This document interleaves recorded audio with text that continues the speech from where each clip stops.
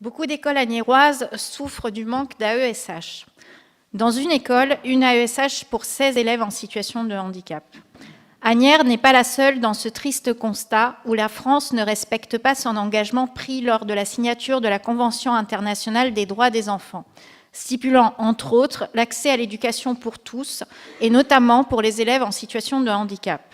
Cette situation de pénurie concerne 430 000 enfants et autant de familles sur tout le territoire. Ces enfants sont parfois privés d'école, de certains cours, de cantines, de sorties ou de voyages scolaires. Ces familles se sacrifient, elles vivent dans l'angoisse, l'incertitude et le sentiment justifié d'injustice. Souvent, l'un des deux parents se retrouve dans l'obligation de réduire ou arrêter son activité professionnelle pour pallier à ses absences.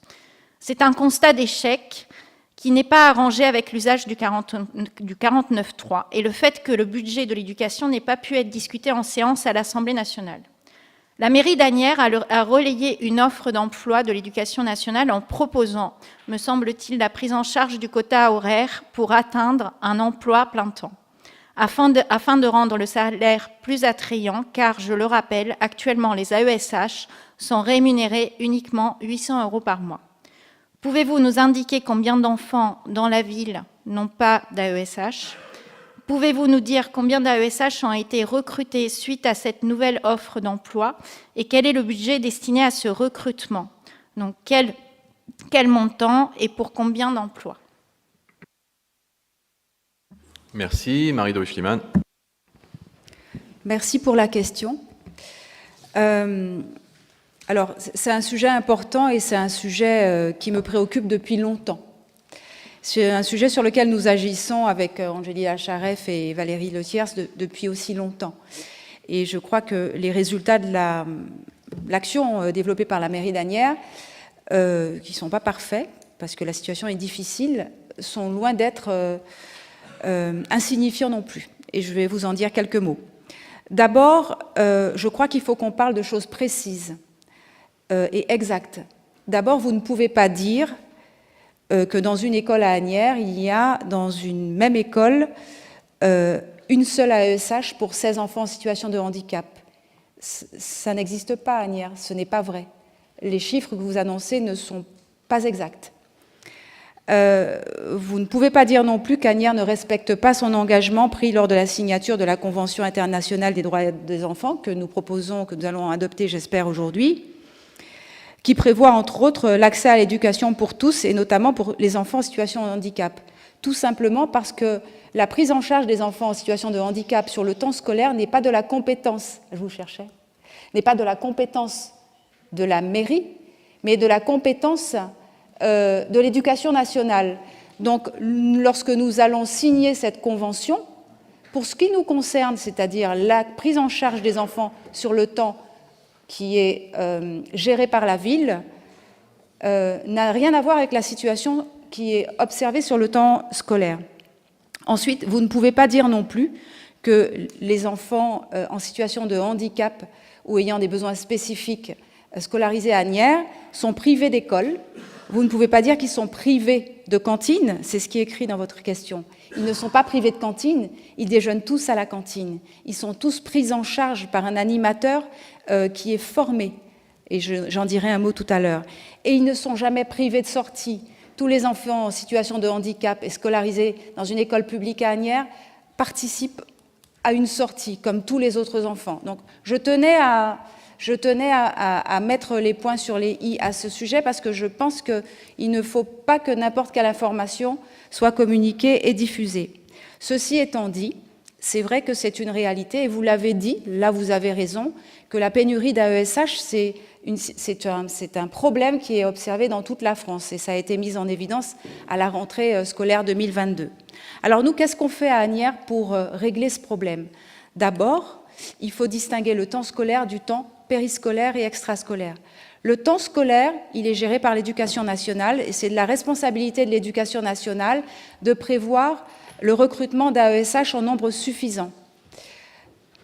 Je suis tout à fait d'accord avec vous sur le fait que sur ce point, on n'est pas dans la meilleure situation possible.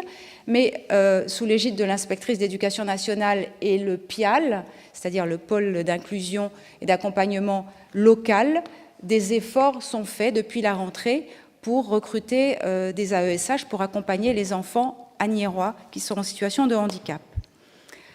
Ensuite, sur le temps périscolaire proprement dit, deux choses. D'abord, nous, Ville d'Asnières, nous formons tous nos animateurs à la prise en charge et l'accompagnement du handicap. Par exemple, en 2022, seulement en 2022, pour vous donner un exemple, 160 journées de formation sur le handicap, différents types de handicap, ont permis de sensibiliser 149 animateurs sur 4 thématiques.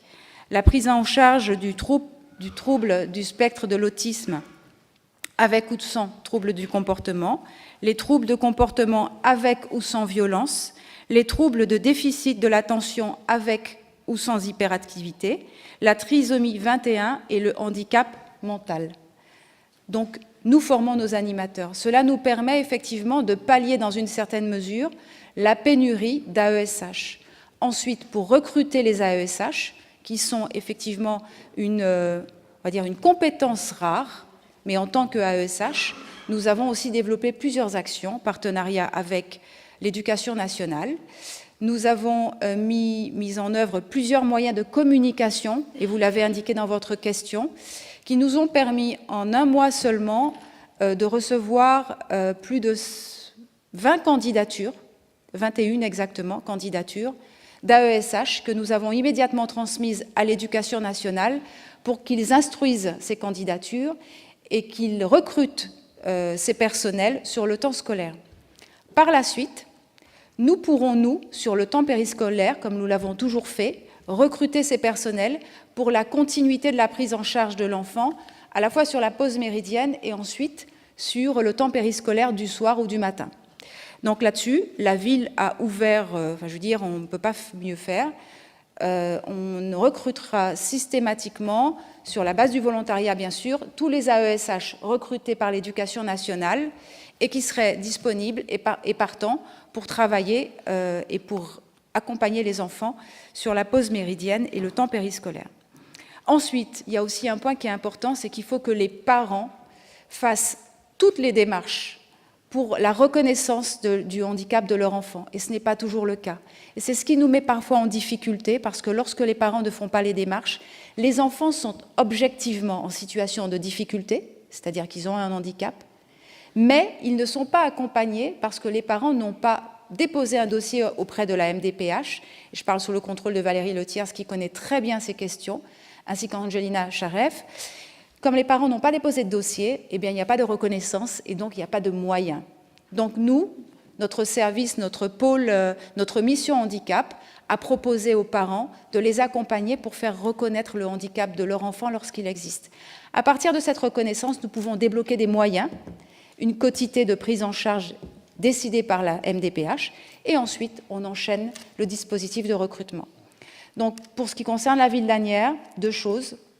Nous formons nos animateurs avec un plan très ambitieux chaque année. Nous recrutons tous les AESH volontaires sur la pause méridienne et sur le temps périscolaire et extrascolaire. Et enfin, nous finançons le départ en classe d'environnement de tous les enfants et de leur AESH lorsqu'un voyage, une classe d'environnement est proposé à une école. Autrement dit, aucun enfant qui est en situation de handicap n'est privé de sortie scolaire ou de classe d'environnement pour la seule raison du fait qu'il a un handicap et qu'il n'a pas d'accompagnateur. Voilà. Je reconnais qu'il faut encore faire des efforts, qu'il y a encore une marge de manœuvre. En tout cas, pour ce qui nous concerne, je pense qu'on est sur la bonne voie. Et lorsque les dossiers auront été instruits par l'Éducation nationale, je ne manquerai pas de communiquer à l'ensemble du conseil municipal et à vous en particulier le nombre d'AESH que nous aurons pu recruter, à la fois sur le temps scolaire et sur le temps périscolaire. Et je vous remercie pour votre question.